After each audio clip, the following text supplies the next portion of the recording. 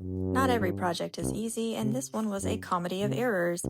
We wanted to make a shaping bay that could be kind of collapsible so Jason can shape his surfboards, but we can also put it away. So our first thought was to create a sectioned off room with curtains. And these curtains were a great find on Amazon, and I grommeted them as you can see here. And yes, grommeted them is the correct way to say it.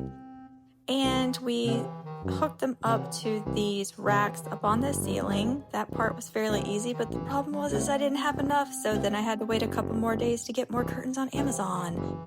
And we used the lumber from our lot that we had milled in order to make this frame, which was really cool to be able to use very sturdy pine for this. And here's where our first mistake is happening, and we don't realize it yet. We attached the wheels to this frame, and unfortunately it no longer fit in the friggin' space. So we had to continue on and persevere.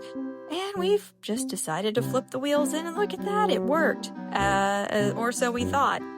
That's when we realized that the wall was not tall enough. And so we ended up having to replace that wood in order to make the wall taller. And things seemed to be going okay. We needed to put the lights on underneath some shelving on either side, which needed to be level on both sides.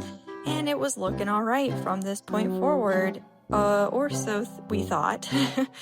Once we realized that everything was set up in a way that was useful, we decided to paint the walls. And it turns out that the blue color we got did not match the curtains, but who cares? We have help and company that made it an enjoyable process. Now notice that I frog taped the walls. That apparently was a rookie mistake because this is a new build and it only had one layer of paint on it. So whenever I removed the frog tape, I removed the wall.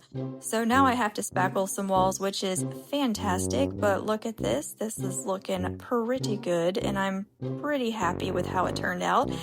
And the best part is it is all collapsible, meaning we just push this wall up against the other wall, move the curtain, and we have all of that space to access. So I'd say we did a pretty good job.